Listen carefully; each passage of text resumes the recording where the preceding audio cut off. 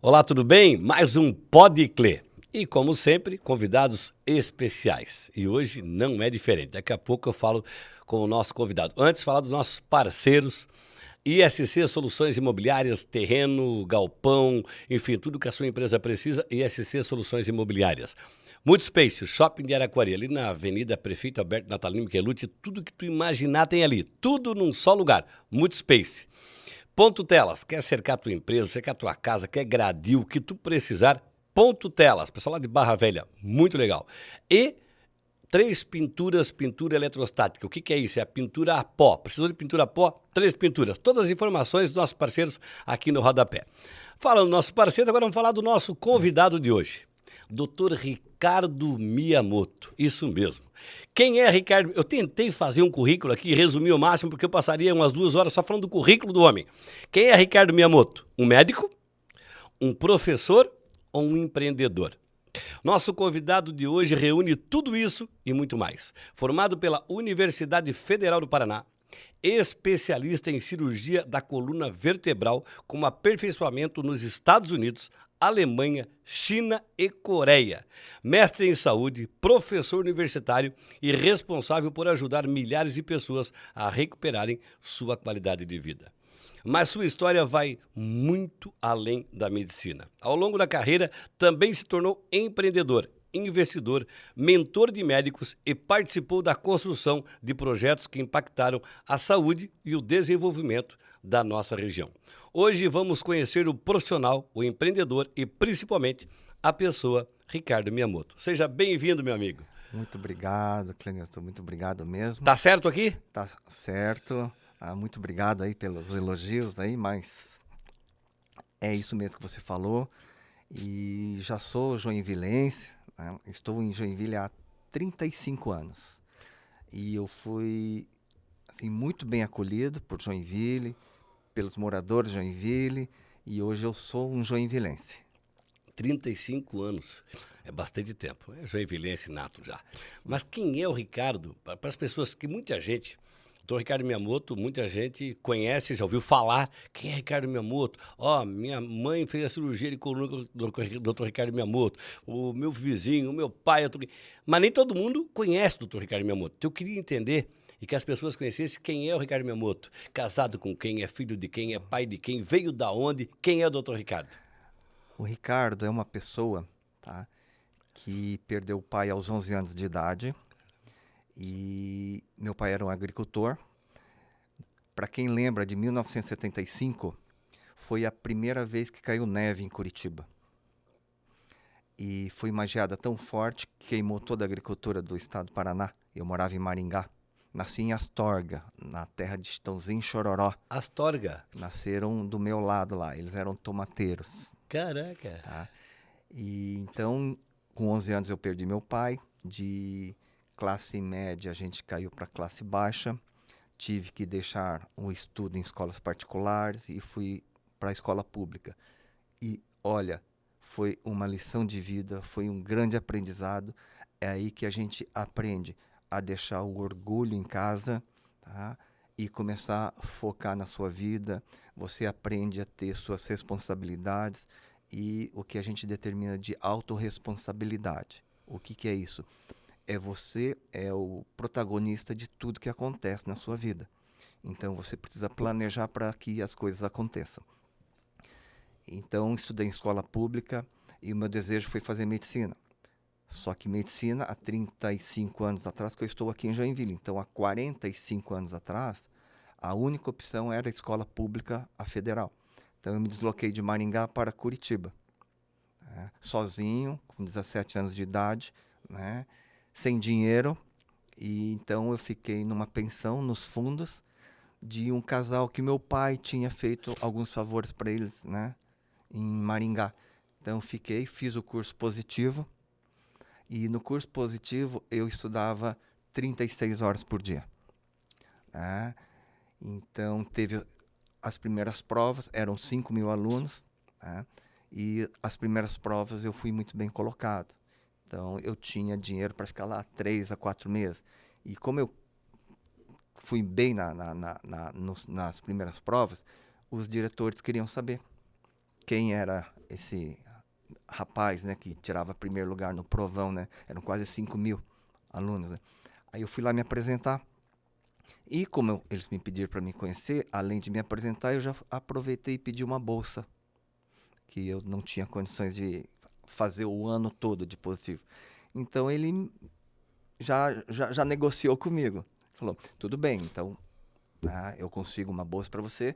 Você, no intervalo, você apaga os quadros, né, do cursinho, e à tarde você vem fazer cursinho de reforço, tá, para fazer um teste preparatório para o ITA. Daí eu falei, mas eu vou fazer medicina, né? O ITA não tem. Não, não, isso é em troca da bolsa. Então nós vamos treinar você, preparar você para fazer o ITA pelo positivo. Eu falei, tudo bem. Ele enxergou em ti um potencial muito grande, porque eu estou vendo aqui. Para eu passar na engenharia no ITA na época. E o ITA era considerada uma das melhores do Brasil na época, né? Só que era Em Curitiba também? Instituto Tecnológico da Aeronáutica. ITA em Campos, São José dos Campos, São José, perto de São Paulo. É São José dos Campos, né? Em São José dos Campos. Dos Campos. E então isso era muito bom pro positivo ter alunos aprovados. Eu falei, não me comprometi, então eu vou estudar. Só que eles me ensinaram física, matemática, né? E eu, em casa, estudava química, biologia, que era o meu foco, né? Daí eu fiz tudo, estudei muito, 36 horas por dia. Chegou no final do ano, fiz o vestibular na Universidade Federal do Paraná, medicina, passei. Só que tinha um compromisso com eles também. Daí fui lá falar com ele, que eu passei. E ele falou, você vai fazer medicina? Eu falei, vou. E se você passar no ITA, você vai fazer medicina ou você vai fazer o ITA? Eu falei, vou fazer medicina aqui na Federal. Fica perto da minha casa, né, no estado. Mas eu vou fazer o ITA pelo meu compromisso. Daí ele pegou o restante do meu boleto, né, rasgou. Ele falou, não precisa fazer o ITA. Tá, você pode, né, me agradeceu porque já tinha passado na Federal. E daí fiz a Federal, aí depois eu fiz pós-graduação no Hospital de Clínicas de Curitiba também, mais 3 anos de ortopedia. Aí depois, vou trabalhar onde agora? Aí eu fiz um estudo, na época, a gente não tinha celular, não tinha computador, a gente era somente livro. Eu comecei a estudar para onde eu vou trabalhar. Aí eu fui no IBGE, o IBGE tinha estatística, tá, de renda per capita e as cidades com maior renda. Naquela época, tá, quem tinha a primeira renda per capita no Brasil, com cidades menos de 200 mil habitantes, que eu não queria ficar em cidades muito grandes, né, era Macaé. Rio de Janeiro. Em segundo, Joinville, a renda per capita. E Joinville ainda permanece, era a terceira cidade do sul. Perdia para Porto Alegre e Curitiba. Eu falei, é para lá que eu vou. Daí vim aqui para Joinville, né?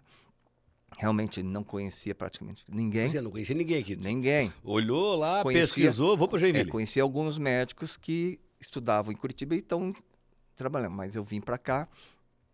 Mas antes era bem mais fácil você chegar numa cidade e se apresentar, você era muito bem recebido, né? Perguntava o que você faz, o que você não faz. O Hospital São José não era concurso, era CLT na época. Então, já tinha espaço para trabalhar. E então, começou assim. Que ano que foi isso, doutor? Isso foi em 1991. Então, já comecei a trabalhar no São José. O regional estava no início, tá? Existia o Hospital Dona Helena, o Hospital São José e o regional. O Hospital Dona Unimed não existia ainda. Não. Então, já começava a trabalhar aí. Aí começaram a chegar os pacientes da BR, né? Todo dia tinha acidente nessa BR, acidentes graves. E recém-formado... Na época não tinha duplicação, os acidentes eram muito, mas era constante assim. O nome dessa BR era Rodovia da Morte. Era. Né?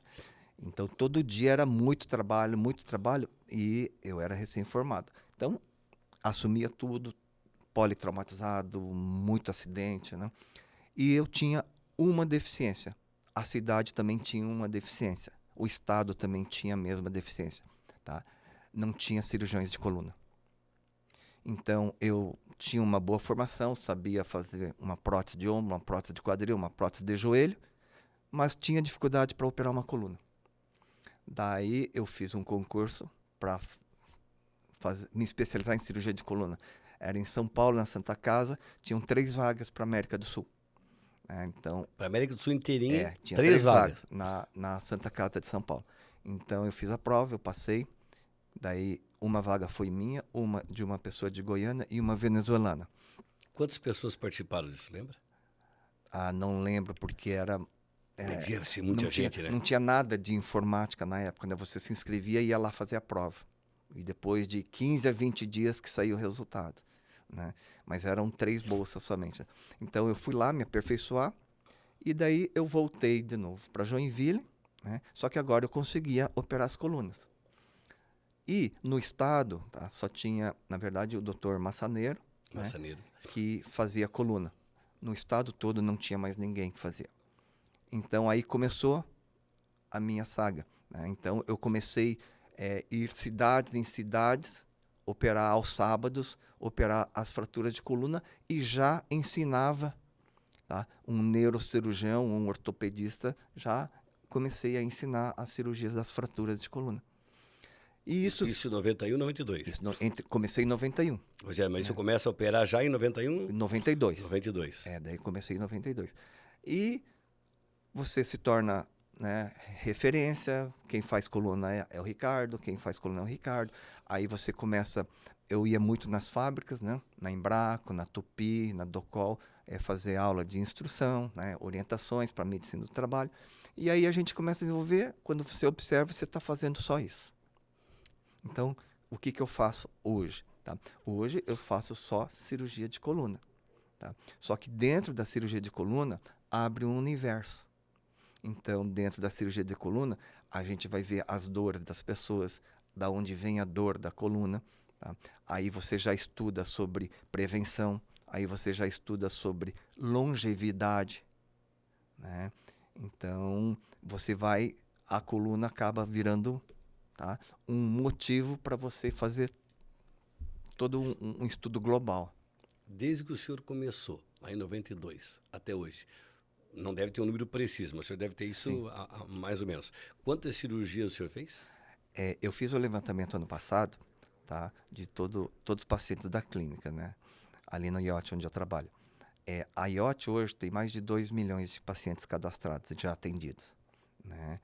Daí separei os meus pacientes, eu tenho aproximadamente 280 mil pacientes cadastrados, já atendidos nesses 35 anos.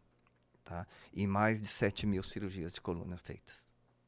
Juntando Hospital Regional, São José, Dona Helena, Unimed, agora no Betesda, em Piraberaba, e as cirurgias que eu fiz nas cidades vizinhas, em Florianópolis, Rio do Sul, Chapecó, Lages, Mafra. O senhor, eu lembro que uma vez a gente conversou e o senhor comentou que muitas pessoas às vezes mandam buscar o senhor para o senhor fazer a cirurgia na cidade lá da pessoa. Acontece muito isso ainda? Isso eu fiz muito. Tá?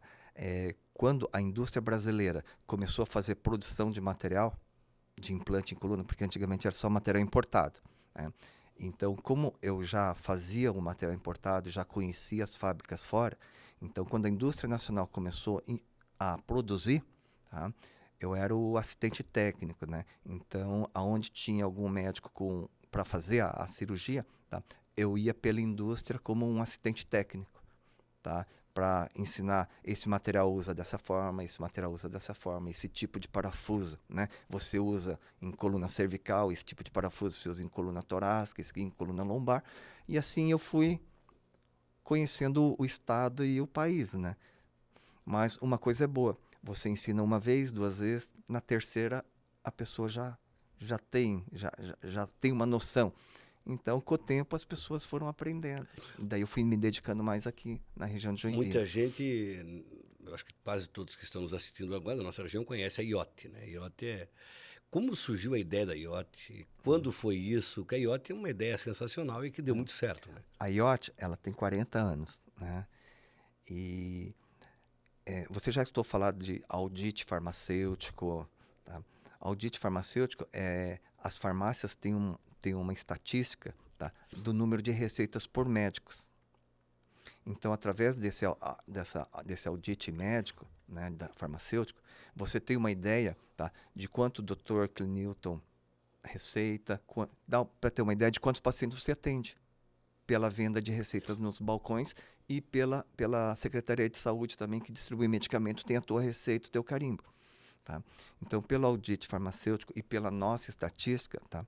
A IoT com 40 anos, hoje ela é considerada, tá, uma das maiores do Brasil. Tá? Do Brasil? Do Brasil. Nós somos hoje praticamente 33 médicos ortopedistas numa clínica, mais 24 médicos em formação ali dentro. Então, nós somos hoje 57 médicos trabalhando no mínimo 12 horas. Então, dá um fluxo mensal de 15 a 16 mil consultas por mês. Caramba, é muita coisa. Nós temos É sensível. referência. Tu tem qualquer problema que deu na coluna, deu qualquer coisa ortopédica, é IoT, né? Já, Hoje, vamos para IoT. Então, é evidente que o IoT, tá, espero que não seja um motivo de desejo de ninguém, tá? Mas quando você precisa, tá, é o teu desejo. Tá? Me leve para o IoT. Tá? Lá você pode ficar tranquilo, tem no mínimo 3 a 4 especialistas de cada área. Tá? O que eu falo de cada área? Tem lá 3 a 4 de mão, 3 a 4 de ombro, 3 a 4 de coluna. Então, tem grupos fortes de toda especialidade. Joelho, pé, tornozelo. E faz cirurgia ali, né? Hoje o IoT é um hospital dia. Eu fiz a cirurgia, eu fiz 2 cirurgias do joelho já, né? Eu fiz uma lá atrás, que eu fiz com o doutor André Vilela, e agora eu fiz com o Cristiano Menegas, que era da IoT. Eu fiz joelho e fiz na IoT. Eu não sabia que fazia lá. Eu conversando com ele, ele falou, tu vai fazer a cirurgia aqui. Eu falei, aqui? Ele falou, aqui. E todo o processo aconteceu lá. É muito legal, essa estrutura que vocês têm. Vocês são muito dinâmicos ali dentro, muito rápido. Para você fazer uma comparação, tá? A Joinville é uma cidade antigamente muito de indústria, de fábrica, hoje de serviços, né? Então, você pode comparar a IoT como se fosse uma indústria. Porque a IoT que cuida da ortopedia da Faculdade de Medicina da Univille, tá? É a IoT que cuida dos médicos que fazem pós-graduação em residência em ortopedia, tá? E hoje é a IoT quem produziu mais de 90% dos ortopedistas do estado de Santa Catarina. Por exemplo, você me falou do Vilela. O Vilela foi nosso aluno. Sério? Tá? Aí tem a nossa clínica amiga, a COT. Né? A COT. Ali, mais de 50% foram nossos alunos. Na própria IoT, né, 70% a 80% dos sócios meus são meus ex-alunos. Eu dei aula na faculdade, na residência e na pós-graduação deles. Então, dependendo da afinidade, do profissionalismo, da responsabilidade de cada um, tá, a gente convida ele para ficar no IoT. Tá? E a gente percebe que a vontade dos estudantes é ser convidado para trabalhar no IoT. Na verdade, o cara já passa por uma triagem ali, né? Ele já está se preparando, tomara que alguém me perceba aqui. Então, e é legal isso também, né? Porque quando vocês convidam alguém, vocês têm feeling, né? Sim. Esse cara tem jeito pro negócio aqui, esse cara é dedicado, é responsável, é bom no que faz. A gente convive 6 anos na faculdade com ele, mais 3 anos na ortopedia, mais 2 anos na especialidade. Então, ele fica com a gente 10 anos no dia a dia. É tempo suficiente para você saber quem é essa pessoa, de que família ele veio, qual a cultura dele, qual a educação, qual o respeito e se ele está para servir as pessoas ou não. A função do médico na verdade, é uma missão, né? Médico é uma missão, né? É uma profissão abençoada, né? É incrível o que vocês fazem. É que pra gente que está ali, vamos lá, fazer uma cirurgia, nós estamos apagados, mas vocês estão mexendo num ser humano, né? Como imagina a cabeça de vocês, imagina quando está fazendo ali, né, a dedicação, o empenho, e tem que dar tudo certo, porque você pode fazer, tu fez 7 mil cirurgias. Sim. Todas bem, mas se uma der errado... Já era. Já era. Então, imagina, a assertividade de vocês tem que ser 100%. Então, nós somos muito, assim, exigentes. Tá? A IoT também é uma das únicas clínicas do Brasil que tem a ONA 1, ONA 2 e agora nós vamos partir para a ONA 3. O que é isso? É a tal da ISO, a ISO das indústrias. A ISO 9000, 9001 é de vocês. A ONA 1 é quando você tem protocolo de tudo. Tá? Então, o que você, por exemplo, vai fazer um pequeno procedimento, tem o protocolo, tem a listagem de materiais, tem tudo a quantidade certa, né? Tem tudo pronto, tá? Não se inventa nada, está pronto, protocolado. A ONA 2 é quando você atinge esse índice de segurança do paciente.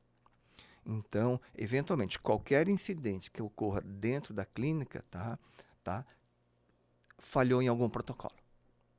Por quê? O piso é antiderrapante, tá? Quando você sobe uma rampa, tá? Onde você segura, tem tanto para criança, tem tanto para idoso, né? Então, a ONA 2 é quando você tem todos os protocolos de segurança do paciente. E ONA 3 é como se você tivesse um título de doutorado. É quando você já implanta algo inédito na clínica. Então, nós estamos partindo para a ONA 3. Quantas clínicas no estado tem isso? Nenhuma.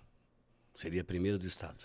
A ONA 1, ONA 2 é a única. Seria não, será? É a única do estado que tem a ONA 1, ONA 2. E, além da IOT, o senhor também tem policlínicas. Sim. Aí entra se você me perguntar se eu sou médico, se eu sou empreendedor, né? É isso que... Tá. Porque o senhor... eu conheço muitos médicos, tenho alguns médicos amigos, e o médico, geralmente, ele é muito dedicado à causa ali, mas ele não é empreendedor. Poucos médicos são empreendedores, né? E o senhor é o médico mais empreendedor que eu conheço. Uhum. O senhor tem um fascínio por isso, a gente vê assim o senhor gosta, eu tenho paixão por isso, mas não perde a paixão pela medicina. Então, assim. essa paixão, acho que se divide, eu não sei como funciona, mas dá muito certo. Como é que eu defino, né? Eu me entrevistando, né? Você é médico, você é empreendedor, o que você é, tá? Você é um servidor, tá? Resumindo, eu sou um construtor.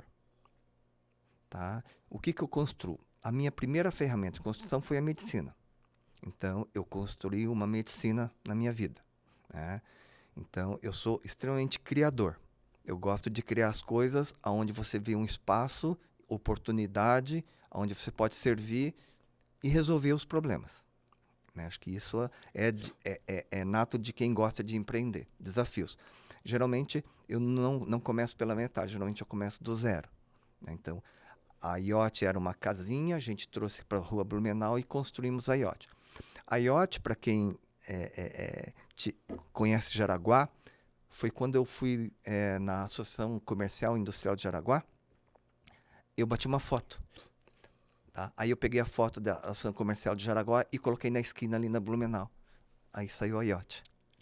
Né? É cópia da Associação Comercial de Jaraguá. Nem tudo se cria, muita coisa se copia. A gente copia e melhora. Copia e melhora. Tá? Então, eu tenho muito esse espírito de construção. Então, a minha primeira construção foi a medicina. Tá? E eu gosto muito de servir, de ajudar, de ver oportunidades, né? E aí eu comecei a observar que os meus pacientes, tá, que começavam a se aposentar das indústrias, Docol, Embraco, Tupi, né, a Tigre, tá? Quando eles se aposentam, Clenilton, tá, isso até não é pouca, não é uma massa pouca, não, é grande. Tá?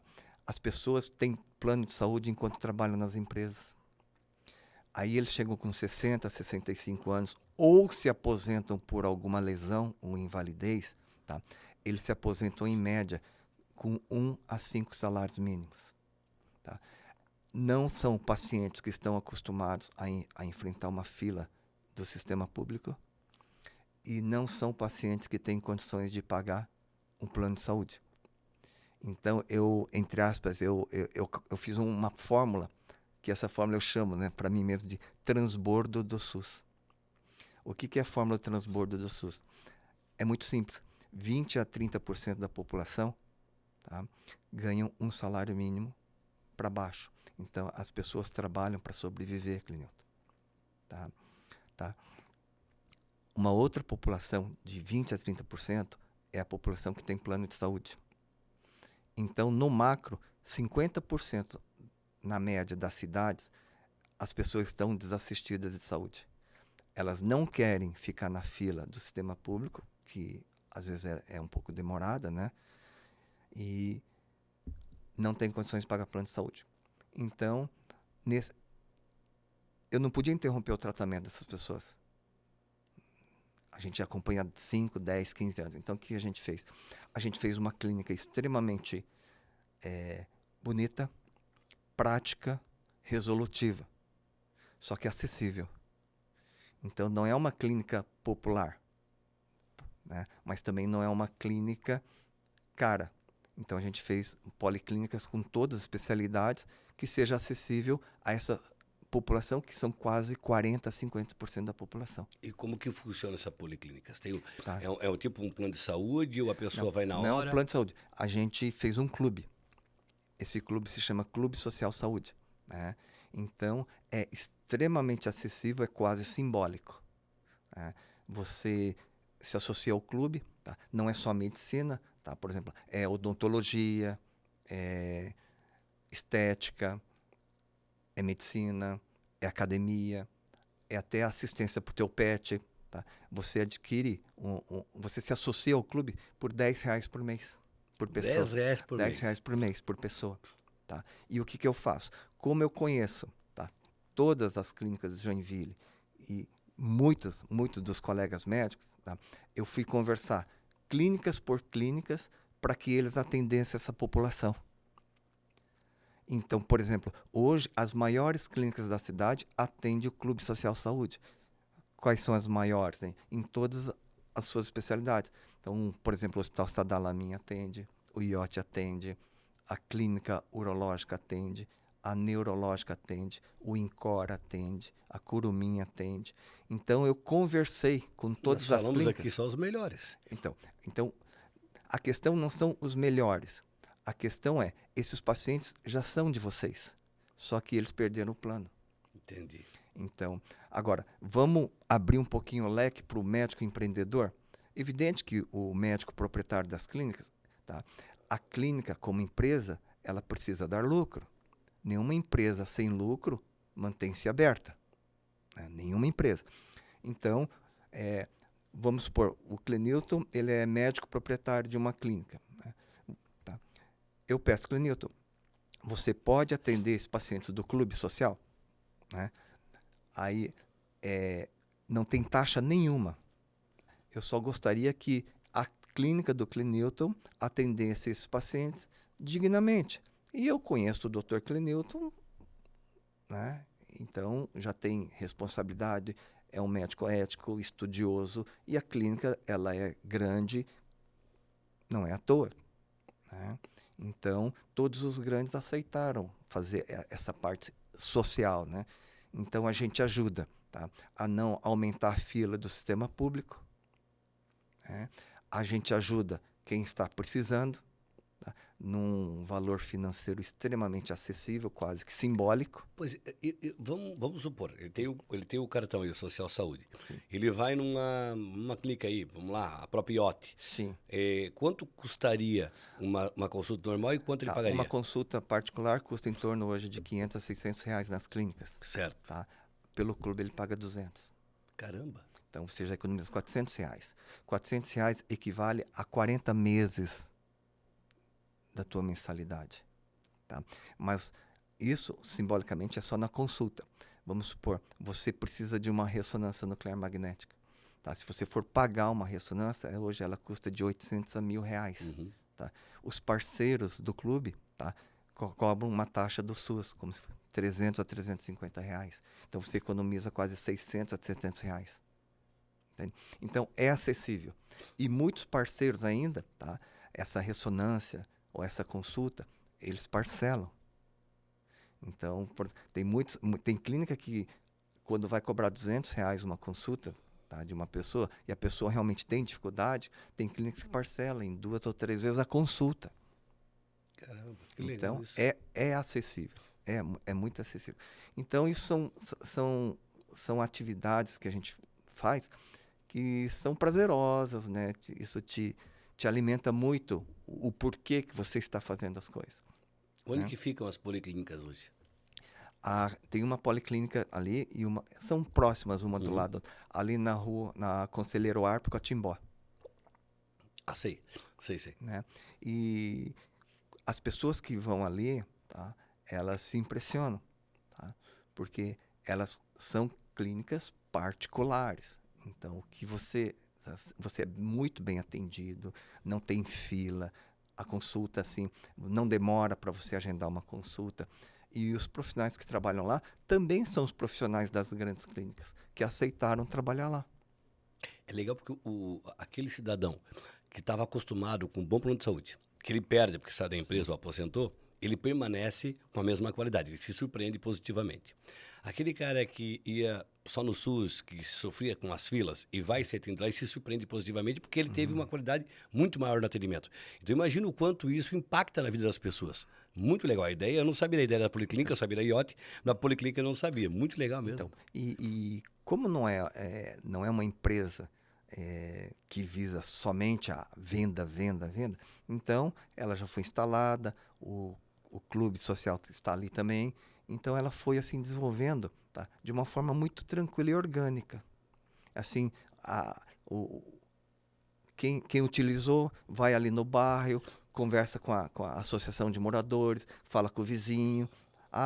Então isso está indo, no antigo, é no orgânico, é no boca a boca, entende? E a coisa se mantém muito tranquila, não tem tumulto, não tem fila, é muito tranquilo. Doutor, o senhor é médico, o senhor é empresário, o senhor também é pai, é marido. Como que o Sim. senhor consegue se organizar? Porque sempre que eu converso com o senhor é muito tranquilo, é muito calmo, é muito sereno, assim. E a sua vida é muito corrida, é muito corrida. Como que o senhor consegue organizar tudo isso, se dividir em tudo isso? É assim, isso dá até para a gente fazer numa outra conversa, tá? Há 2 anos atrás, eu realmente pensei nisso que está falando, né? O dia só tem 24 horas para todo mundo. Então não adianta eu querer abraçar tudo. Aí eu comecei a fazer um curso de aperfeiçoamento pessoal.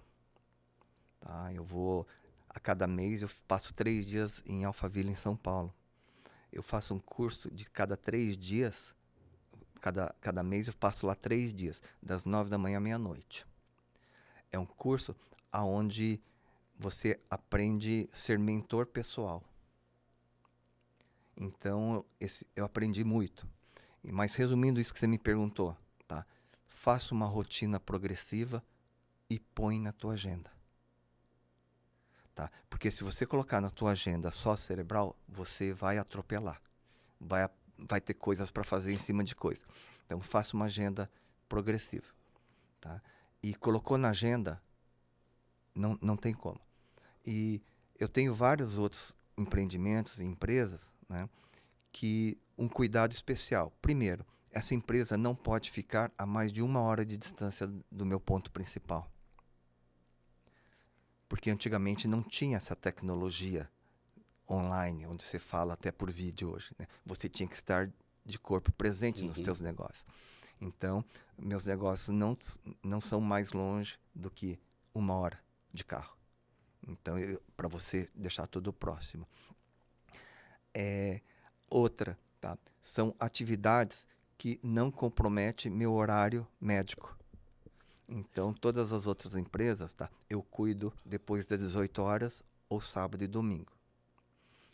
Agora você me pergunta, pô, mas você trabalha tanto, tá? Uma coisa é você trabalhar, a outra coisa é você construir. Enquanto você está construindo para você, você não está trabalhando. Fato. Tá? Porque todas as pessoas que estão construindo, sabendo que é para crescimento, né, da pessoa, tá? Eu tenho certeza que você fica da meia-noite às 6 construindo e não se cansa. Agora, se você está trabalhando, servindo a uma empresa, servindo ao outro, tá? Alugando o teu tempo, aí você está trabalhando. Isso é exaustivo. Então, eu sempre converso com as pessoas, né? Por quanto você aluga o teu tempo? Na verdade, é o teu salário mensal. Então, você aluga o teu tempo ou você constrói para você? Essa é a grande diferença, porque o dia tem 24 horas para todos.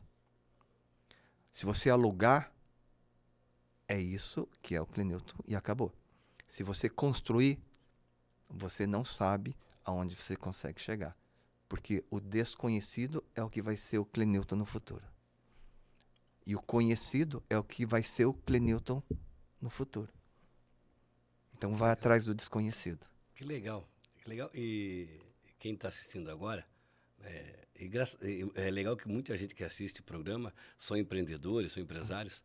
E às vezes, eu estava falando com o doutor Ricardo, aqui fora do ar, cada entrevista que a gente faz, bate-papo, né? A gente aprende muito, porque aqui tem os insights, né? E aí tu começa, caramba, isso aqui faz sentido. Ou eu tô com um problema na minha empresa lá. Problema, não gosto de usar a palavra problema, né? Tô com um desafio lá. E aí, esse desafio a gente vence, às vezes, com um detalhe ali, uma dica. E essa dica que o senhor deu aqui, ela é sensacional, tá? Ela vale mais do que uma palestra inteira, tá?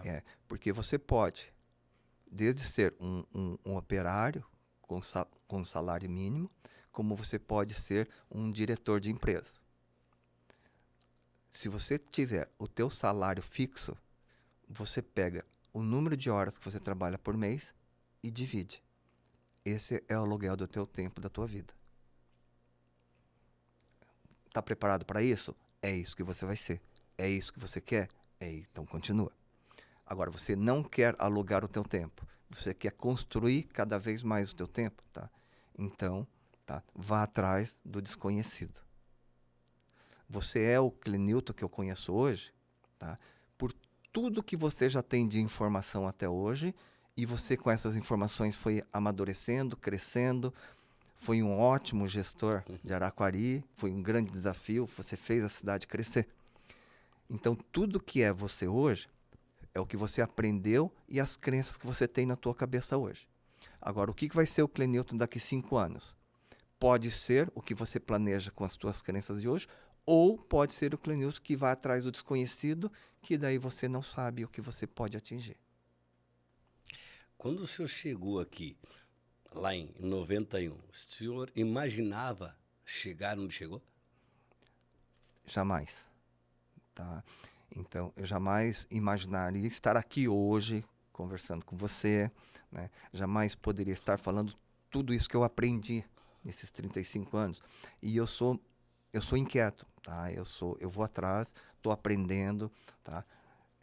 Vou atrás de tecnologia, vou atrás da inteligência artificial, vou atrás da robótica, vou atrás de tudo que existe, tá? E não tem o que você não consiga, tá?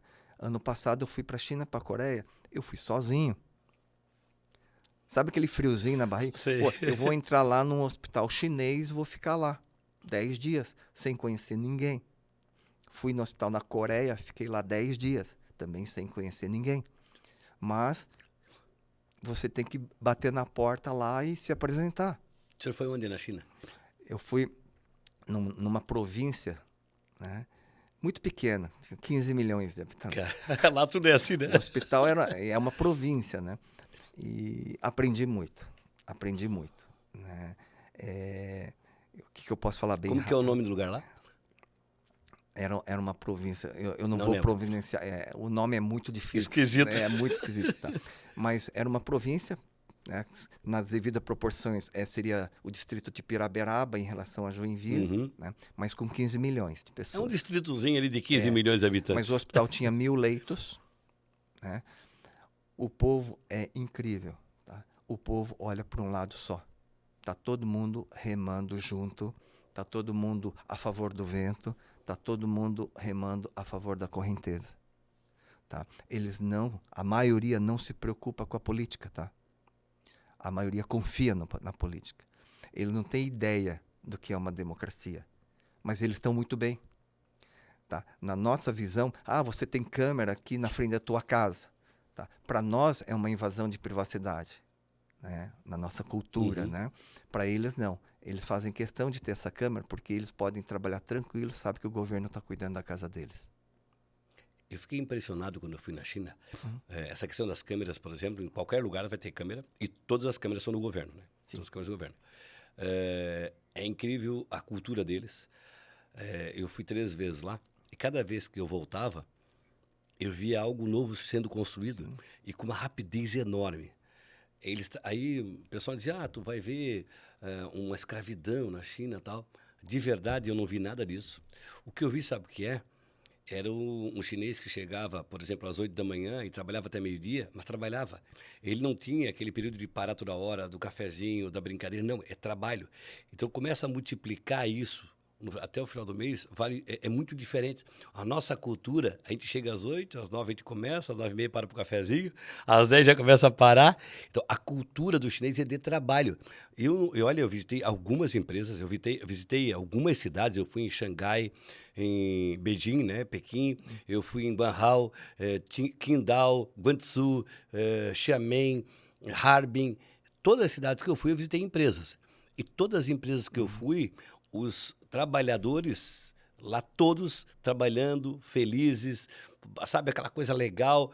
Eu não vi nada de diferente disso, porque as pessoas vendiam uma China para mim que era totalmente diferente. Eu pensei que ia chegar lá e já tinha uma foice e um martelo me esperando, né? E aquela coisa toda, e não tinha nada disso. É um exemplo para O nós. médico, diretor do hospital, ele me convidou para jantar e a primeira coisa que ele me falou, tá? Nós não somos a imagem que vendem de nós. Entendeu? Nós todos aqui tem hospital primário, secundário, terciário. Dependendo da tua formação, você é alocado para trabalhar ali, tá? Só que lá o médico não pode ser empreendedor. Ah, é? Lá você ou é médico ou é médico. Você não pode ter outra atividade. Então, isso que eu aprendi lá. Mas... Cada um no seu quadrado lá. Exatamente. Lá não dá para tu... Mas voltando àquela tua pergunta, né? Minha família. Tua família. Pois é, e como que a tua família, né? Quem é a tua família, se tu puderes falar, é claro. Como que elas convivem contigo nesse sentido? Também estão seguindo a mesma coisa? É assim, é fantástico. A minha família é meu porto seguro, né? E meu legado. Por quê? Eu sou muito família. Então, já escutou falar do tempo de mesa? Sim. Tá?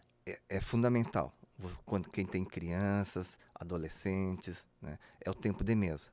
O que é o tempo de mesa? É você sentar à mesa, tá? E deixar cada um falar no mínimo 15 a 30 minutos de como foi o dia. Porque é ali que você vai saber o que está acontecendo na escola, o que teu filho está pensando, com quem ele está andando, tá? Porque o tempo da mesa ele é muito relaxante.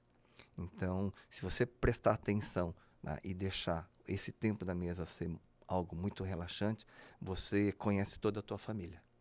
Você não vai perder, né, o que um filho está fazendo dentro e fora da escola. E isso deu certo. A minha filha mais velha, desculpa, né, ela ia fazer moda. Agora, de tanto tempo de mesa que a gente teve, tá, ela resolveu fazer medicina. Porque já estava impregnado no dia a dia dela. E eu nunca pedi para elas fazerem medicina. Eu tenho 2 filhas. Então, a mais velha falou, vou fazer medicina. Tá bom. Aí eu pensei que ela fosse fazer dermatologia, cirurgia plástica, né? Aí ela falou, pai, eu vou fazer ortopedia. Que legal. Tá bom? Aí ela foi fazer prova, eu sempre acompanhando ela, e ela passou na pós-graduação de ortopedia exatamente no hospital de clínicas onde eu fiz. Há 35 anos atrás. Então, por 3 anos, ela usou a mesma cadeira, o mesmo armário que eu usei, lá no Hospital de Clínica em Curitiba. Caramba. E, quando ela terminou a residência, ela fez prova para fazer o quê? Cirurgia de coluna. Então, ela já está terminando esse ano no HT em Curitiba e, provavelmente, ano que vem, ela está aqui já trabalhando comigo. Eu tenho um sobrinho... Isso não tem preço. Eu tenho um sobrinho, né, que eu sou tio-pai, né? Também fez medicina e ele, quando terminou a faculdade, ele me ligou. Ele falou, tio, eu posso fazer ortopedia? Eu falei, deve. Tá? Aí ele terminou a ortopedia. Aí ele veio, fazia estágio comigo, levava ele no São José para ver como é que funciona. Aí quando ele terminou a residência de ortopedia, ele falou, tio, eu posso fazer cirurgia de coluna? Pode. Aonde é melhor? Eu falei, faz em Curitiba, onde eu fiz. Né? Ele foi lá, fez a prova e passou. Então, ele já está no IOT trabalhando com a gente, fazendo cirurgia de coluna. A mais nova, ela era atleta da seleção de ginástica. Então, ela ia fazer fisioterapia ou educação física para continuar a carreira. Daí, de tanto tempo de mesa, ela falou, pai, eu vou fazer medicina. Tá bom. Ela se forma esse ano e vai fazer ortopedia. Então, é um orgulho para mim, é um legado que eu estou deixando. E o meu genro, né, que vai se casar com a mais velha, já está trabalhando comigo no IOT. É ortopedista também. Entende?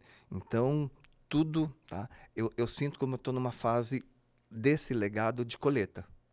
Estou colhendo o que foi conversado, o que quando você levava a tua filha, né, teu filho na escola, criança. Então você vê, você volta todo esse tempo. Quantos anos elas têm? Uma tem 27 e outra 24. Então são assim fantásticas.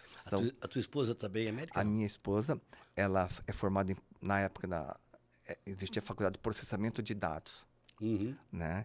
Então ela trabalhou em empresas grandes, na New Holland, na Insepa, em Curitiba. Aí ela fez também curso de gestão e hoje ela que administra para mim as policlínicas, o clube social. A gente tem uma licenciadora do clube social para começar a expandir para outras cidades, tá? No Brasil todo. E a gente tem vários empreendimentos também, né? Que não tem muito a ver com a medicina. A gente tem reflorestamento no interior, a gente tem condomínios rurais em Campo Alegre, a gente tem muita parceria com as construtoras do litoral. Então, ela é o caixa forte. Literalmente ela que manda. Ela que manda, tá bom? Todo casamento é agido. Eu só faço essa parte aqui de, né, o ecossistema, né, relacionamento. Agora, caiu no papel, é com ela. Aí ela faz assessoria jurídica, ela tem os advogados, ela que checa tudo. Vocês casaram aqui ou vocês conheceram lá no Paraná? Eu conheço ela desde a minha faculdade, na época do bandejão. Cara, que legal. Então é uma história muito bacana, né? A gente comia no restaurante universitário, na época R$1 a refeição. Tá? Então essa é a minha trajetória aqui em Joinville. Tá? Dou aula na faculdade, adoro dar aula na faculdade de medicina. É ali que eu tenho contato com essa juventude, é ali que eu percebo o que eles estão precisando, é ali que eu converso com eles, é ali que eu mostro o que eles vão encarar, tá? Daqui para frente. Eu mostro para eles como que esses 35 anos da minha vida mudou, o que eu fazia como médico há 35 anos, o que eu faço hoje. Tá? Eu não me permito ficar tecnologicamente afastado dessa geração. Então, eu estudo muito, faço curso e mais curso. Tá? E agora, nada mais que essa inteligência artificial, a gente tem que aproveitar o máximo possível para ela escalar a gente. E para a gente se adequar, né? Senão a gente fica para trás, né? O que representa Joinville na sua vida? Joinville é minha cidade.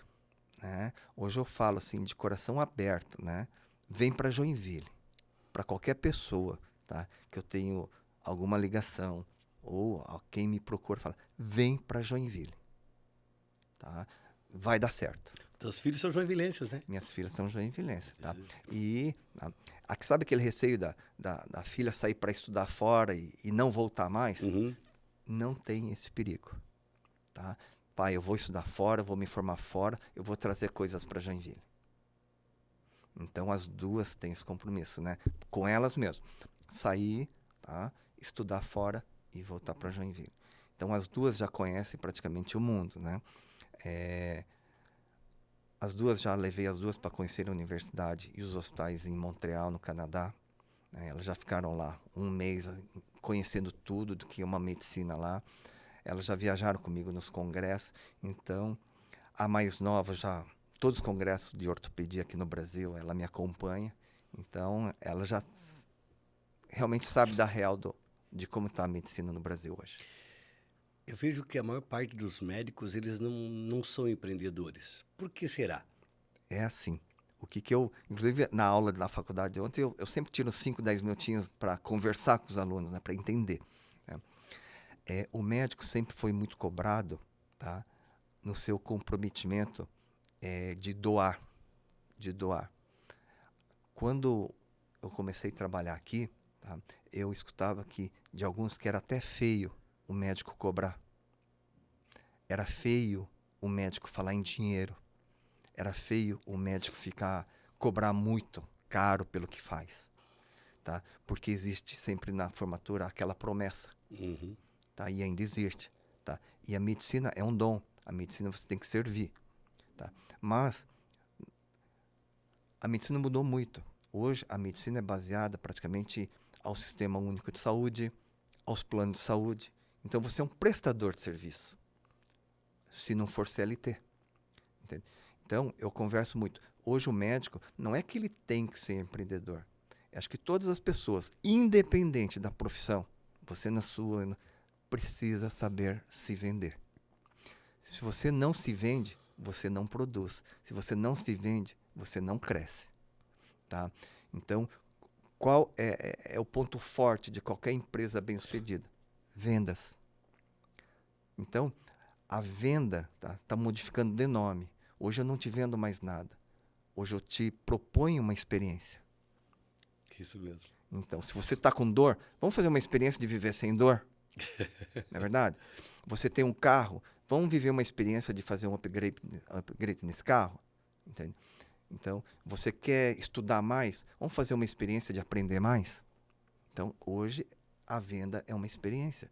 Então, e antes de você se vender, né, você coloca todos os valores que essa nova experiência vai te acrescentar.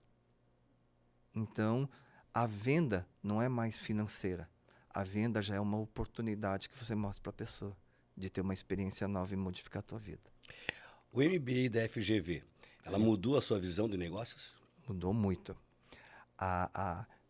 O meu projeto do MBA de gestão era sobre reflorestamento. Isso fiz há 17 anos atrás. Aí eu comecei a conciliar. Tá? Olha só, a gente conversar na época, vamos fazer o cálculo de papel de padeiro. Você pega a caneta e o papel do pão, né, que vinha enroladinho. Tá? Uma árvore adulta equivale ao valor de uma consulta. Então eu calculei quantas consultas eu faço por ano. Vamos supor, um exemplo, 15 mil. Então eu preciso ter no futuro 15 mil árvores para eu cortar todos os anos. Equivale a 15 mil consultas.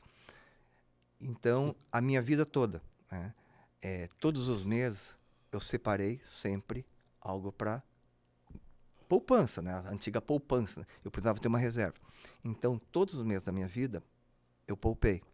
E naquela época eu comecei, então, a comprar áreas e reflorestar. Meu objetivo era ter 15 mil árvores plantadas por ano até fechar um ciclo de 10 anos. Mas na época, a remuneração médica, né, na época, proporcional hoje, era muito melhor. Então, eu comecei a reflorestar 15 mil árvores por ano.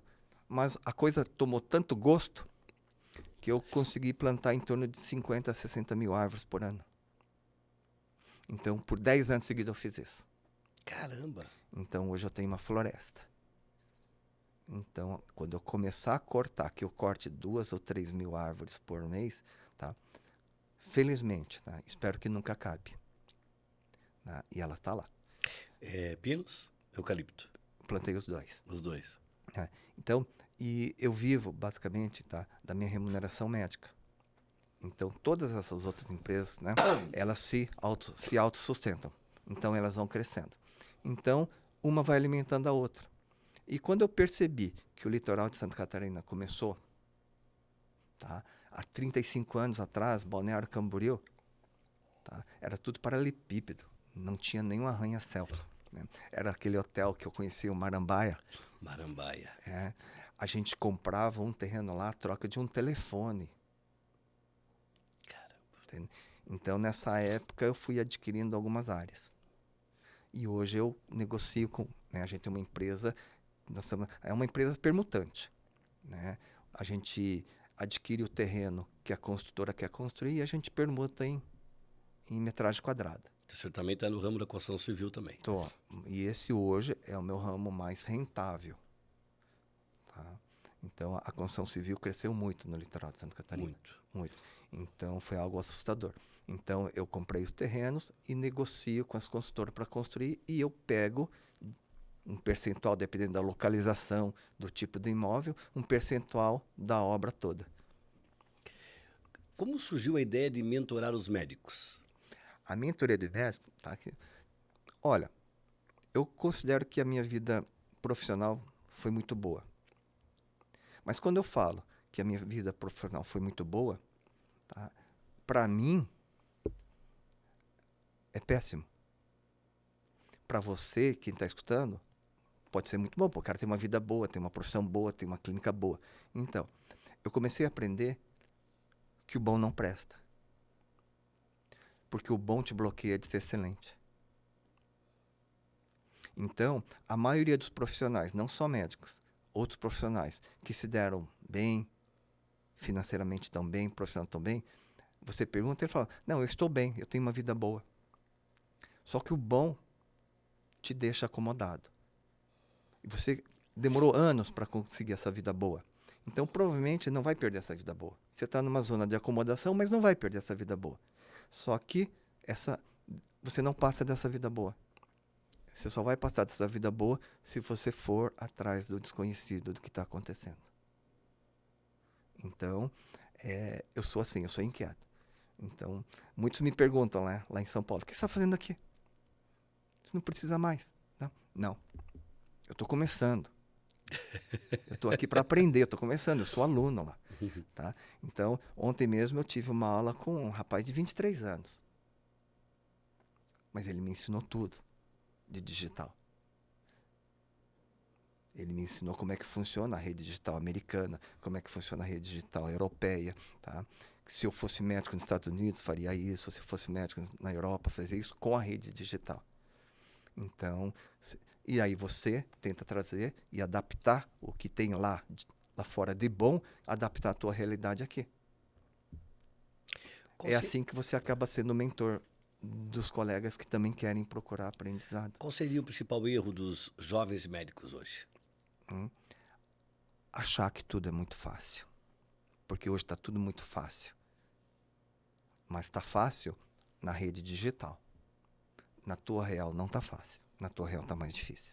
O que o senhor procura transmitir para esses jovens que o senhor orienta hoje? Tá. Estudar não é mais isso assim. Estuda, não. Saber estudar, aprender é obrigação. Agora, procure sempre solucionar os problemas que você encontra. É através dos problemas que você vai crescer, é através dos problemas que você vai se realizar. É resolvendo problemas. Não vá atrás do oceano azul com 20, 25 anos de idade. Tá? Resolva os problemas. E você, se for atrás do desconhecido, se for atrás do que está modificando o nosso dia a dia e está modificando tudo muito rápido. Tá? Com um problema solucionado, você vai dar uma escalada absurda na sua vida. Quero aproveitar um pouquinho que o senhor está aqui. E o homem é mestre no negócio. Então, por que as pessoas sofrem tanto hoje com dores na coluna? Isso vem aumentando muito. Por quê? Você mexeu aí num item bem que eu gosto. Tá? Em setembro agora eu vou lançar um livro. Tá? E é uma metáfora entre dor na coluna, evolução da tecnologia em coluna, com a vida das pessoas, com a linha do tempo da vida das pessoas. E nesse livro, tá, quando você começa a ler, tá, eu vou estar conversando com você. Inclusive, no livro, eu faço algumas perguntas para você responder. Uhum. Tá? Então, como você me perguntou, dor na coluna. 80% da população vai ter dor na coluna uma vez na vida e vai faltar o trabalho. Ponto. Isso é científico. Agora, a maioria das vezes da dor crônica na coluna, a dor não é na coluna. Então, aonde é a dor? A gente percebe que a dor crônica é uma dor antiga de mais de 3 semanas, né? E a gente percebe no dia a dia que se você trabalha num ambiente ruim, num ambiente hostil, com pessoas tóxicas, tá? A tua dor não melhora. Você absorve toda essa hostilidade do ambiente, tá? E somatiza a dor. E as pessoas que trabalham num ambiente confortável, alegre, num ecossistema extremamente confortável, tá? Melhoram bem mais rápido de uma dor física, uma dor mecânica. E a dor tem várias origens. A dor tem a origem local, que a gente chama isso de, tecnicamente, né, de dor nociceptiva. É aquela dor que você leva uma pancada e sente dor porque tem um receptor de dor. Agora, por que você sente uma dor cerebral sem ter agressão, por exemplo, no local. Vamos explicar. Você está dormindo. Você leva uma picada de abelha no pé. Por que quando você está dormindo, você dá um tapa no teu pé sabendo que você levou uma picada lá? Porque você tem na tua memória a localização do teu pé. Então, tem muitas pessoas, um exemplo assim bem grotesco assim, para você entender, para a comunidade que está escutando a gente também entender. Uma pessoa, por exemplo, que por um outro problema, por uma doença, teve que perder um membro. Essa pessoa vem no consultório e fala, estou com dor no meu pé. Mas a pessoa não tem mais um membro. Isso é real ou isso é psicológico? Isso é real. Porque ela tem a localização do pé dela no cérebro. E ela tem, aonde ela sofreu a interrupção do nervo, ela tem a continuidade da linha do trem, que vem da onde ela perdeu até teu cérebro, e o teu cérebro também tenha memorizado a linha de volta. Então é muito comum as pessoas não possuírem um membro e sentirem dor no membro, tá? Que seria a tal da dor fantasma, mas essa dor é real. Então tem esse tipo de dor local, tem esse tipo de dor que é uma dor neurológica do nervo, e tem a dor mental. Então às vezes você sabe que a dor do paciente é uma dor cerebral, tá? Aí você dá para a pessoa um medicamento, por exemplo, se você der um medicamento para dor cerebral, um cataflã, um analgésico, não vai funcionar. Você tem que dar um medicamento para relaxar a atividade cerebral da pessoa. Aí você alivia a dor. Então, a dor é muito complexa, né? Então, quantas pessoas vão com dor? Fui lá no médico, ele me deu essa receita, não melhorou a minha dor. Ou não fiz nada e melhorou. Então, a dor ela é muito individual. A dor é tua.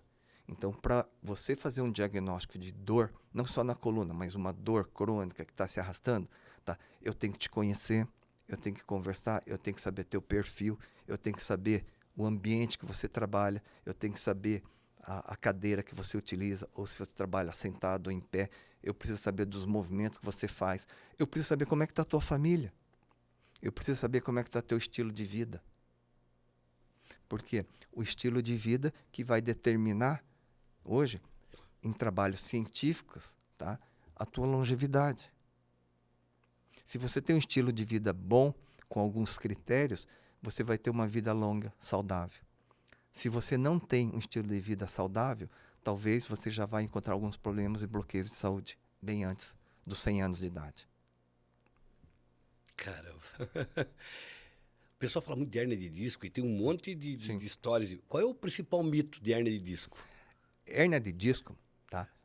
Se eu fizer uma ressonância em toda a população, 20% vai ter hérnia de disco. Só que a hérnia de disco, você só procura o profissional quando ela encosta no teu nervo e te irrita e te dói. Aí você vai lá procurar. Mas a maioria das hérnias, 90%, melhoram sem procedimento cirúrgico. Mas qual que é o mito? Tá? O mito é que antes do advento da tecnologia, da tomografia, da ressonância e hoje da robótica, tá? Você sentia dor, mas não sabia aonde era a dor. Era dentro da coluna.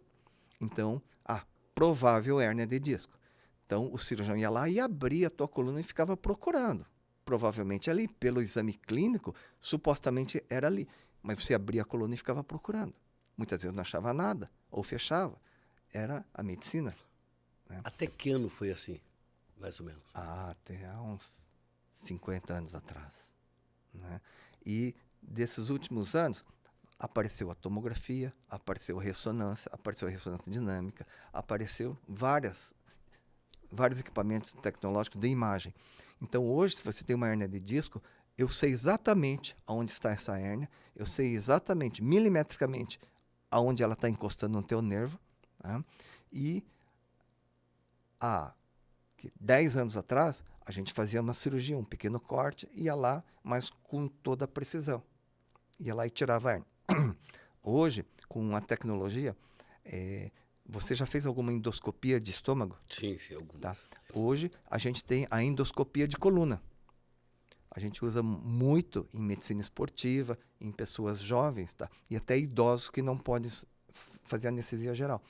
Então, hoje tem um endoscópio de coluna, que com o endoscópio eu faço um acesso de 2 a 3 milímetros, coloca o endoscópio com equipamento de imagem, alta tecnologia.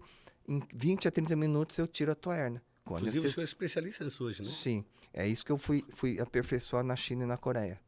Né? Então, hoje, em 20 a 30 minutos eu tiro a tua hérnia, né? Com anestesia, evidente. Passou o efeito da anestesia, você levanta e pode ir embora. Você não fica no hospital. Isso é uma evolução enorme, né? Hoje é muito... Na Coreia e na China eles fazem isso praticamente ambulatorial, no pronto-socorro. Caramba. Aqui ainda a gente tem toda uma burocracia de fazer um procedimento, uma cirurgia. Não é mais uma cirurgia, é um procedimento ambulatorial. A gente vê o pessoal falar muito do celular, né? O celular hoje é muito prejudicial. O quanto o celular prejudica hoje a coluna? O celular, tá? Ele adota uma postura, uma posição de você curvar a coluna para frente, tá? À medida que você vai curvando a cada 5, 10 graus para frente, vai quase que dobrando o peso da tua cabeça. Então, se você utilizar o celular na tua horizontal com equipamento, né, normal, mas com certeza a grande maioria das pessoas elas se curvam para falar ou escrever no celular. E o tempo médio de ocupação da tua vida no celular está aumentando. Tá? O celular virou um computador. Né? Ele é a tua vida hoje. Virou parte do teu corpo. Então, você não anda mais sem o celular. Não. Faz parte do teu corpo mesmo. Né? Então, só que a postura de usar o celular está muito... Tem pessoas que deitadas, usam o celular, sentada na mesa, na refeição, pessoas ali no celular. Você vê muito em restaurante, né? 2 ou 3 pessoas na mesa e cada um não estão se falando. Né?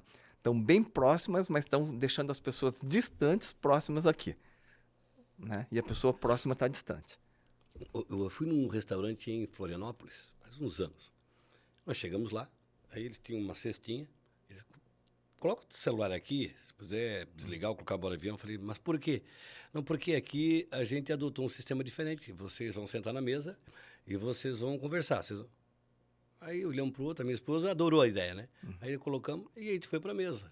Parecia que a gente estava faltando, não estava faltando alguma coisa, e ficava aquela coisa, parecia que a gente estava sem roupa, sei lá. E foi legal, porque a gente conversou. No começo é esquisito, mas depois é a melhor coisa que tem. Um restaurante em Florianópolis, não lembro o nome agora, mas é um negócio que vale a pena adotar. Aí, eu acho que foi lá que eles me falaram que em alguns restaurantes, quando tu faz isso, tem um desconto. Por quê? Porque tu vai consumir mais. Porque quando tu tá com o celular, tu bebe menos. Tu come menos porque tu tá no celular.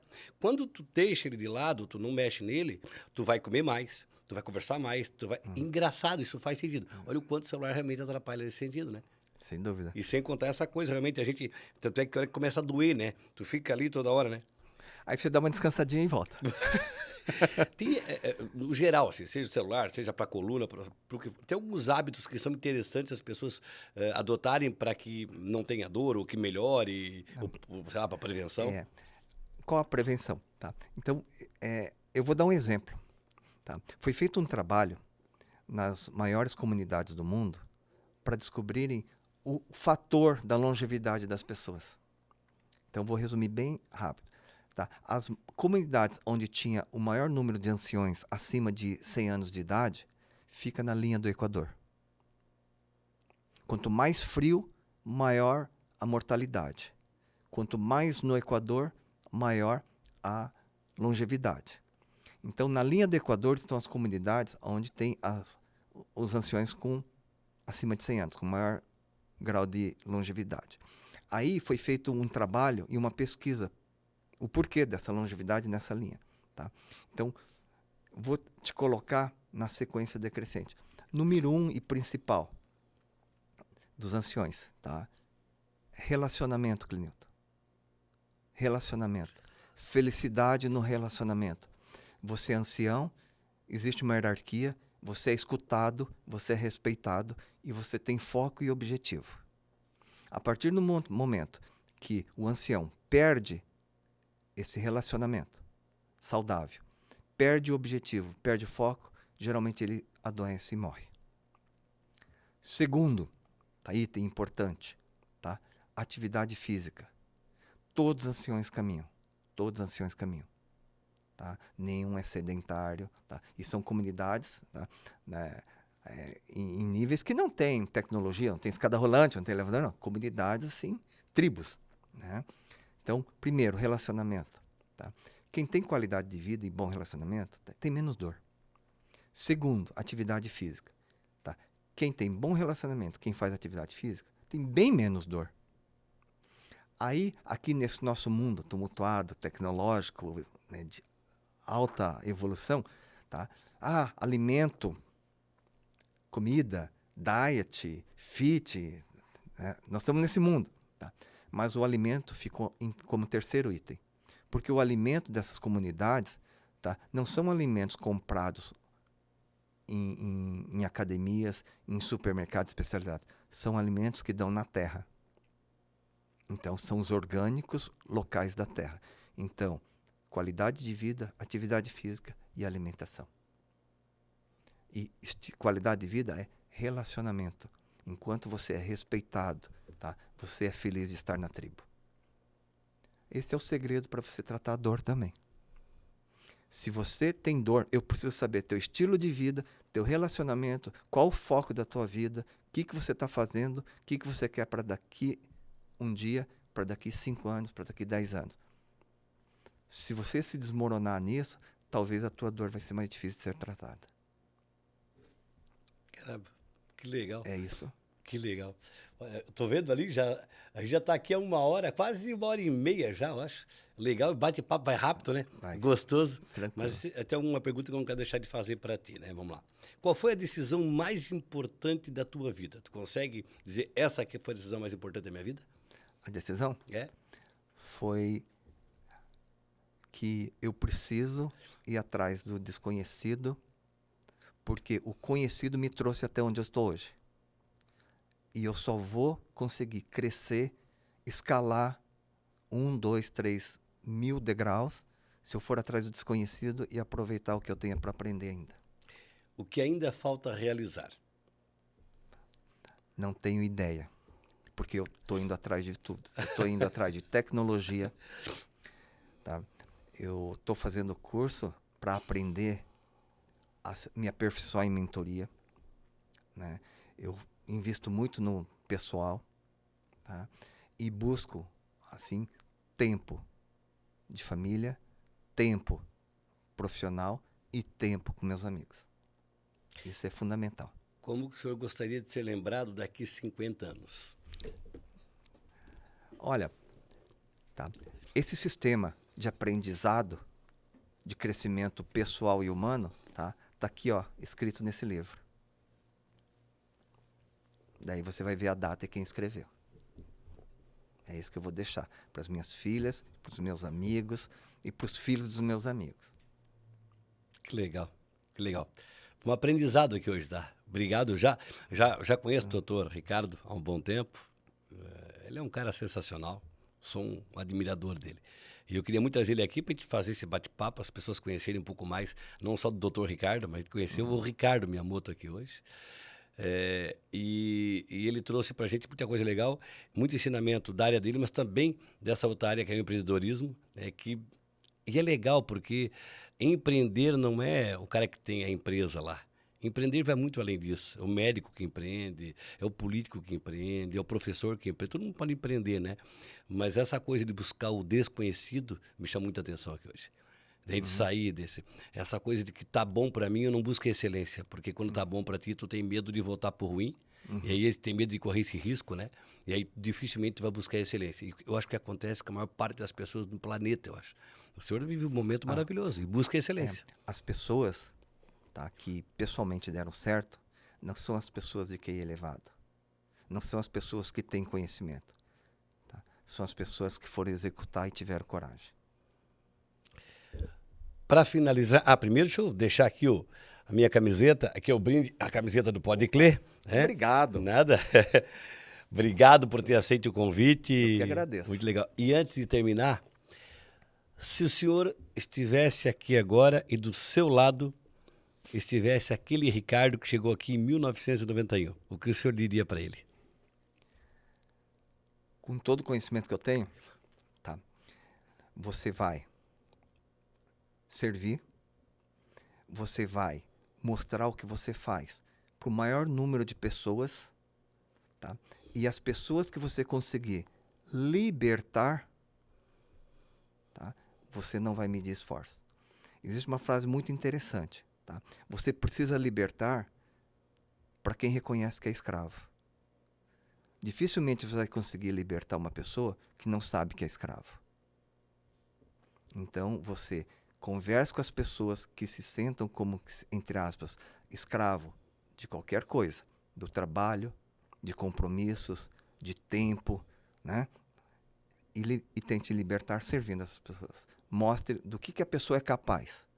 Tá? Tente ensinar algumas crenças para essa pessoa. Né? Porque se ela está em dificuldade hoje, é porque o que ela aprendeu até hoje e o que ela crê, e talvez se ela esteja em dificuldade, tá? Tem até a síndrome do não merecimento. Né? Então você mostra para essa pessoa que ela merece, que ela consegue. Senão ela vai ficar presa nessa crença. Tá? E você vai se sentir muito feliz quando você consegue resgatar. E faça isso com todos. Você não vai conseguir com todos. Mas existe a tal da taxa de reversão.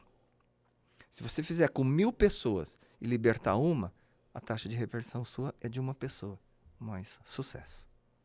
Doutor, obrigado de verdade, tá? Foi muito legal o bate-papo, adorei. Leve um abraço à sua esposa, às suas filhas. Às vezes, quando a gente se encontra aí nos restaurantes da cidade, se encontra, eu vejo sempre o senhor com a sua família. Eu vejo quando o senhor realmente a família não é discurso, é de verdade mesmo, a gente percebe isso. Parabéns pela sua evolução. Eu vejo assim, quando o senhor chega aqui, e desde que eu conheci o senhor para cá, o senhor só tem evoluído, crescido o tempo todo. É do bem, eu sei porque a gente já precisou. Nós já tivemos algumas situações de pessoas que precisavam muito e o senhor fez um papel social incrível, mudou a vida de muita gente. Hoje, antes de eu vir para cá, eu passei no meu barbeiro, e falando no barbeiro, eu falei, vou entrevistar o doutor Ricardo Miyamoto. Aí o André falou, cara, tem um amigo que fez cirurgia com ele. Cara, o cara tava torto, cara. Todo torto e tal. E eles salvou a vida do cara, porque o cara não conseguia andar mais. Eu falei, cara, tu não tem noção de quantas pessoas já passaram por isso. E o senhor falou que mais de 7.000, é isso? Sim. Mais de 7.000 pessoas. Imagina, mais de 7.000 pessoas fazendo cirurgia e o senhor mudando a vida delas. Isso deve ser uma coisa sensacional e muito gratificante, né? É muito gratificante, tá? Vem os pacientes. Eu tenho, no mínimo, 3 pacientes em cada cidade do estado. Tem cidades que eu não conheço, nunca escutei falar. Tá? Tipo, Treze Itilhas, São Miguel do Oeste, Otacílio. Né? Eu tenho pacientes nessas cidades. Então eu conheço as cidades, a cultura de cada cidade, pelos meus pacientes. E eles se tornam amigos, né? Porque eu converso muito. Parabéns. Tá? Parabéns mesmo pela sua dedicação, pela sua competência. Eu queria deixar aqui, gravado também, né? Tá? Eu também conheço você. Então eu quero te dar os parabéns. Obrigado. Porque administrar uma cidade, eu observei a cidade que você fez a governança, a gestão, eu presenciei o crescimento dela. E ela agora não para de crescer, você já impulsionou ela. Então, meus parabéns. Obrigado. Tá? Que você também é uma pessoa muito, muito, muito dedicada. E o teu trabalho é servir. Então, também quero aqui te parabenizar pelo todo o trabalho que você fez até hoje e o que vai fazer, né? Obrigado, obrigado. A gente aprende tanto na vida, né, doutor? Cada dia que passa, a gente aprende com as pessoas do nosso entorno. O senhor falou do relacionamento, né, qualidade de vida. Eu prezo muito pelo relacionamento. É escolher com quem tu quem tu quer andar. É estar próximo da tua família, né? É cuidar das pessoas, é dar o teu máximo, é fazer o teu melhor. Eu tento que quem chega próximo de mim, quando sai melhor que quando chegou. Tem dias que eu não tô legal e todos nós somos assim. Eu procuro até não sair de casa. Nesse dia eu procuro sair de casa, porque é tão ruim quando tá perto de alguém e tu passa uma energia negativa. É tão bom quando tá com alguém que tu quer estar com ela, que a pessoa quer estar contigo. Isso não tem preço, né? Então, é você automatizar. Estar no lugar certo, com a pessoa certa, com o assunto certo. E você vai... Evidente que teus amigos fiéis, você nunca vai deixá-los. Tá? Mas você também vai resgatá-los. Então você sempre vai mudando de mesa. E você traz as pessoas que você gosta, que você ama e quer trazer com você, você puxa para cada vez subir mais a tua mesa. Legal. Isso é importante. E antes de terminar, eu queria que o senhor deixasse, aquela câmera ali é do senhor, um recado para quem que o senhor quiser, para o seu paciente, para o seu cliente, para a sua família, para os seus amigos, para quem o senhor quer, a câmera é do senhor. Obrigado. Eu sou uma pessoa inquieta e hoje meu desafio é levar a minha experiência, o meu conhecimento e o que eu vou aprender ainda para o maior número de pessoas. Eu quero servir. Parabéns. Obrigado. Com certeza, eu não tenho dúvida nenhuma disso. As suas filhas devem ter um orgulho do senhor incrível. Eu gosto muito. E eu vi quando o amo. senhor falou, até me emocionei quando o senhor falou que a sua mais velha, e o senhor não pediu para ela fazer isso, ela vai fazer a faculdade que o senhor fez, e ela está na mesma... Hoje, às 3 horas da manhã, ela me mandou um WhatsApp. Ela está terminando a cirurgia de coluna. Aconteceu um incidente muito desagradável na Praça Osório, em Curitiba, essa semana. Tá? Um galho de árvore caiu em cima de uma menina de 20 anos. E ela está com lesão neurológica. Uhum. E ela foi para o Hospital do Trabalhador. E a minha filha, junto com o professor dela, elas são responsáveis no HT por aquele medicamento poliaminina, um negocinho. Uhum. Então, ela acionou no Rio de Janeiro esse medicamento, tá? O Ministério da Saúde já liberou. Às 3 horas da manhã, eles estavam aplicando esse medicamento na medula da menina. E a sua menina estava lá junto. E tá lá, 3 horas da manhã ali, tentando salvar uma vida. 3 horas da manhã. Ela falou, pai, tô aqui. Trouxe o medicamento que veio do Rio de Janeiro, mandaram de avião, rápido. Tá. É como se fosse um transplante. Mas essa droga tá em projeto, mas liberada, né, para alguns hospitais credenciados, para utilizar, para tentar evitar danos neurológicos. Parabéns. Então, se a tua filha já está fazendo isso, tá, olha, muito caminho já foi. Isso quer dizer que o senhor fez a coisa certa. Mas eu quero que ela seja muito melhor que nós. Muito melhor. A única pessoa que a gente torce mais do que para a gente mesmo são os filhos, né? Tem que ser melhor. Eu falo para os meus alunos, né, vocês têm que ser melhor do que eu. Tá? Se eu cheguei até aqui, vocês, tendo essa experiência que eu estou passando para vocês conseguem chegar muito mais. Acredito nisso. Vocês chegam. Se eu cheguei aqui, vocês chegam mais. Olha só, foi uma aula hoje, não de medicina, não, foi uma aula de vida. Foi uma aula de empreendedorismo, muita coisa legal. Você que está assistindo, compartilhe esse vídeo com muita gente, porque é importante que esse tipo de mensagem chegue ao maior número possível de pessoas. Porque uma frase, não estou dizendo nem o episódio inteiro, mas uma frase pode fazer a diferença na vida de uma pessoa. Para mim foi assim na minha vida, pelo menos. Quantas vezes eu escutei uma frase, uma palavra, e aquilo mudou para mim. E isso de hoje, doutor, pode ter certeza. A sua experiência, a sua sabedoria, com certeza vai ajudar muita gente. Vai ajudar eu, por exemplo, e muita gente está nos assistindo. Obrigado mais uma vez, tá? Nós conversamos com o doutor Ricardo Miyamoto, o homem aqui da IoT, o cara que é uma referência na cirurgia de colunas vertebral, que se chama isso? Coluna vertebral. O cara é uma sumidade, né? E foi muito legal estar aqui com ele. Então, me despeço de vocês, agradecendo pela paciência, pela audiência e falar dos nossos parceiros, é claro, da ISC Soluções Imobiliárias, Galpões Industriais, Terrenos Industriais, ISC do Multispace, o Shopping de Araquari, ali na Avenida Prefeito Alberto Natalino Michelucci, vai lá, tudo num só lugar. Ficou muito legal, você tem que visitar para conhecer.